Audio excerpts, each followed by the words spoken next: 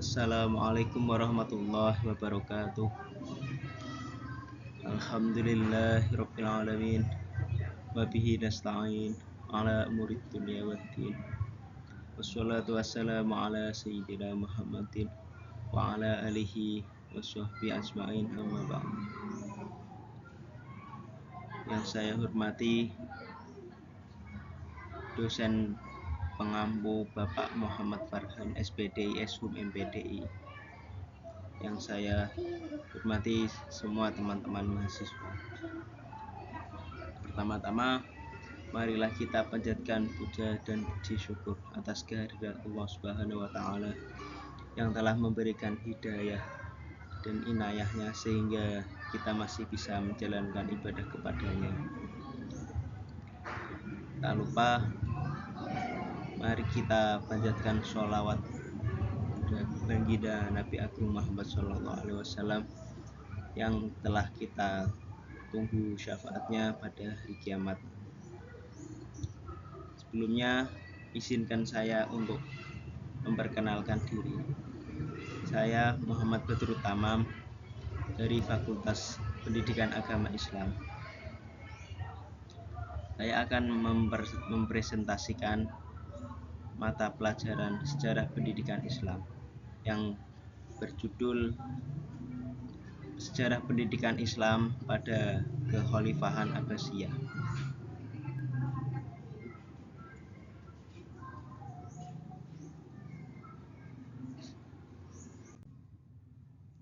Pendahuluan latar belakang. Masa Kekhalifahan Abbasiyah sekitar tahun 750 Masehi adalah era keemasan peradaban Islam, ditandai dengan kemajuan ilmu pengetahuan dan sistem pendidikan yang terstruktur. Lahirnya lembaga seperti Kutab, Halaqah, Dar al-Hikmah, dan madrasah membuktikan formalisasi aktivitas intelektual. Tujuan penulisan untuk mengetahui awal berdirinya khalifah berjasa, bentuk lembaga pendidikan, faktor kemajuan tokoh ilmuwan, dan kontribusi mereka terhadap perkembangan ilmu pengetahuan Islam pada masa Abbasiyah. Perumusan masalah. Awal berdirinya Bani Abbasiyah. Khalifah berjasa pada dinasti Abbasiyah. Bentuk dan struktur lembaga pendidikan Islam, faktor kemajuan pendidikan, kontribusi ilmuwan. Selanjutnya, awal berdirinya Bani Abbasiyah. Dinasti Abbasiyah, kelanjutan Bani Umayyah, berasal dari keturunan Al-Abbas, paman Nabi Muhammad SAW. Didirikan oleh Abdullah As-Soffah. Dinasti ini mewujudkan gagasan Bani Hashim untuk kepemimpinan umat Islam di tangan keluarga Nabi. Berdirinya dinasti tersebut dipandang sebagai keberhasilan gagasan sebagian kelompok Bani Hashim pasca wafatnya Rasulullah, yang menghendaki agar kepemimpinan umat Islam berada di tangan keluarga Nabi. Namun, gagasan tersebut tidak diikuti pada masa awal Islam karena prinsip yang dianut umat Islam ketika itu adalah bahwa jabatan khalifah merupakan hak seluruh kaum muslim dan siapapun dapat dipilih menjadi pemimpin selama mendapat persetujuan dari umat. Pengaruh Persia sangat besar dalam mengantarkan Bani Hashim ke puncak kekuasaan dengan dukungan legitimasi keturunan. Meskipun keturunan Ali, Alawiyyin dipandang lebih dekat Nabi, Abbasiyah menyatakan garis keturunan Al-Abbas lebih layak berdasarkan hukum warisan Arab. Selain itu, pengaruh bangsa Persia juga sangat besar dalam mengantarkan Bani Hashim menuju puncak kekuasaan masyarakat Persia. Tetap memegang teguh prinsip legitimasi keturunan dalam kepemimpinan. Keberhasilan Abbasiyah menggantikan Umayyah tidak terlepas dari sejumlah faktor penting yang memicu melemahnya dinasti Umayyah pada akhir masa pemerintahannya. Faktor antara lain melemahnya dinasti Umayyah. Yang pertama, pertikaian internal keluarga Umayyah, terutama dalam perebutan kekuasaan dan harta. Yang kedua, masa pemerintahan khalifah yang singkat, yang semakin singkat pada akhir Umayyah, seperti Yazid bin Al-Walid yang hanya memimpin sekedar 6 bulan. Yang ketiga, penetapan lebih dari 1 putra mahkota, sebagaimana dilakukan Marwan bin Muhammad yang mengangkat 2 putranya, Abdullah dan Ubaidillah sekaligus. Yang keempat, bergabungnya anggota keluarga Umayyah dengan aliran menyimpang, seperti Qadariyah. Yang kelima, menurunnya dukungan rakyat dan sikap angkuh elit Umayyah. Yang keenam, menguatnya dukungan mawali muslimin Arab kepada gerakan Abbasiyah, terutama dari Khorasan dan Persia, dipimpin Abu Muslim al-Khurasani. Berbagai faktor tersebut semakin mempercepat keturunan Bani Umayyah, terutama karena ketidakpuasan besar di kalangan mawali terhadap kebijakan Umayyah, dukungan kuat dari masyarakat Khorasan dan Persia.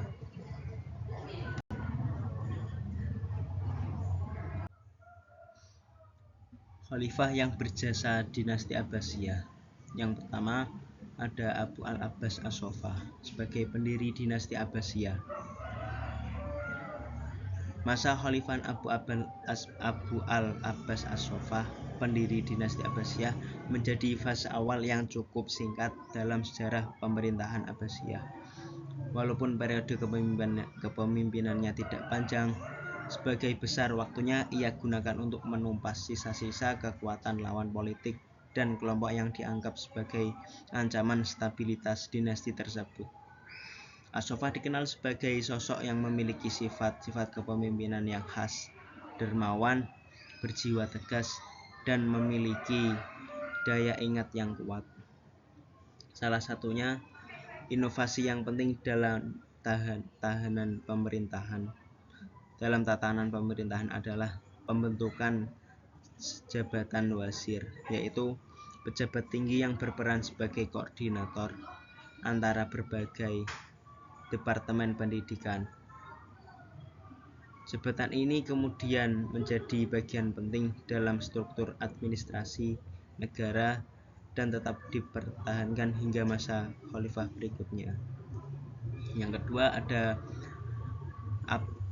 Abu Ja'far al-Mansur. Setelah As-Saffah wafat, kedudukan khalifah beralih kepada saudaranya Abu Ja'far al-Mansur. Pada fase awal pemerintahannya, ibu kota negara masih di wilayah Hasyimiyah.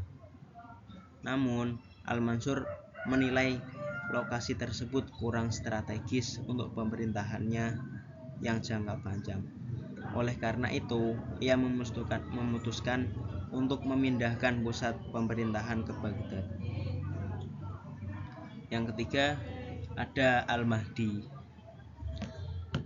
Al-Mahdi menjadikan perekonomian negara maju, seperti pertanian, pertambangan, perdagangan. Pada masa kekhalifahan, pertanian, pertambangan, dan perdagangan semakin maju dan pesat, dan menjadikan Basrah sebagai pelabuhan utama. Yang keempat, ada Harun ar-Rasyid. Puncak kemakmuran, pembangunan fasilitas publik, rumah sakit, laboratorium, farmasi.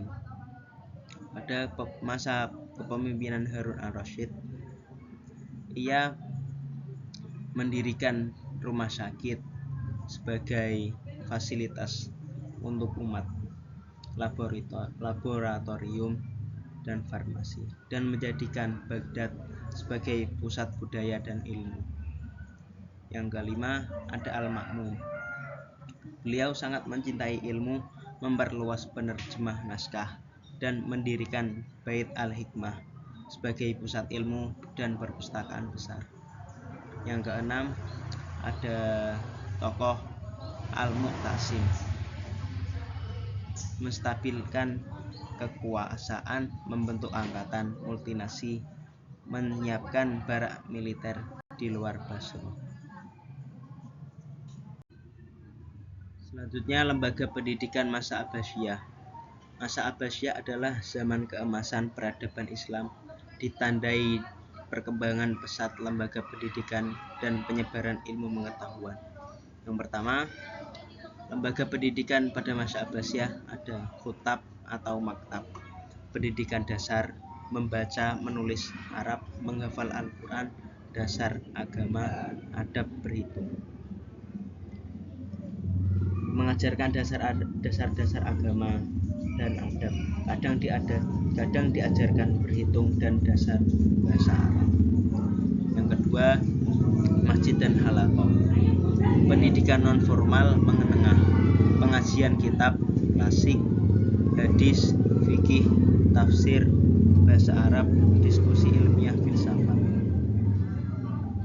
Pengajaran kitab klasik, hadis, fikih, dan tafsir, nahwu dan balaghah. Menjadi tempat diskusi ilmiah dan debat. Beberapa masjid juga menjadikan pusat pengajaran filsafat, logika, dan ilmu rasional. Yang ketiga ada pusat ilmiah, Bait Al-Hikmah, sebagai pusat penerjemah, riset, astronomi, matematika, kedokteran, perpustakaan besar, akademi riset internasional. Yang keempat, proto madrasah, cikal bakal astronomi, matematika, kedokteran, berfungsi sebagai studi akademi riset dan pusat intelektual internasional. Pada penelitian modern menegaskan bahwa sistem pendidikan masa Abbasiyah bersifat plural dan fleksibel, bukan satu sistem monolitik, melainkan gabungan lembaga formal dan non formal, tergantung lokasi, kondisi sosial, dan dukungan ekonomi atau patronase. Selanjutnya, struktur kurikulum dan metode pembelajaran dinasti pada masa dinasti Abbasiyah. Pendidikan dasar atau kitab. Materi membaca dan menghafal Al-Quran, menulis, dasar bahasa Arab, doa dan adab, berhitung, metode ceramah, imla atau dikte atau qiraah atau membaca, hafalan, salin naskah. Di kitab, materi meliputi membaca dan menghafal Al-Quran, menulis khat, bahasa Arab, dan nahwu shorof. Dengan demikian, kitab berperan sebagai fondasi literasi dasar dan pembiasaan adab, merupakan hal penting terutama di masyarakat muslim yang menjunjung tinggi bacaan Al-Quran dan keilmuan agama. Yang kedua, struktur kurikulum dan metode pembelajaran ada masjid dan halaqah.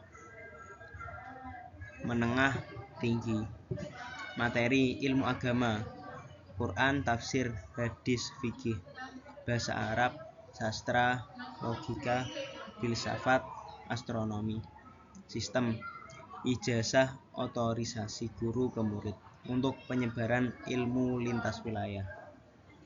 Kemudian pusat ilmiah dan riset, Bait Al-Hikmah, perpustakaan, pusat terjemah Yunani, Persia, India, observatorium, ruang diskusi. Fokus ilmu rasional dan universal, matematika, astronomi, kedokteran, dan filsafat. Cikal madrasah. Lembaga mendekati madrasah, struktur tetap, koleksi kitab dan guru murid belajar, dan menjadikan jembatan antara pendidikan informal, masjid, dan formal. Faktor kemajuan pendidikan Islam, dukungan politik dan patronase. Khalifah Abbasiyah Al-Mansur Harun Ar-Rasyid Al-Ma'mun mendukung ilmuwan, mendirikan lembaga ilmu, dan menyediakan dana. Kemudian ada urbanisasi dan ekonomi. pertumbuhan kota besar dan jaringan perdagangan menciptakan kondisi kondusif, menarik ilmuwan dan menyebarkan ide. Tradisi guru murid dan ijazah. Sistem halaqah dan ijazah mendorong kualitas pengajaran, reputasi guru dan mobilitas pelajar. Pembiayaan wakaf dan sumbangan. Wakaf, endowment religius, dan donasi pribadi menjamin kontinuitas finansial dan otonomi institusional lembaga pendidikan. Gerakan terjemahan. Penerjemah teks Yunani, Persia, India ke Arab, memperkaya bahan ajar dan mendorong metode analitis baru. Yang terakhir, kultur manuskrip dan kertas.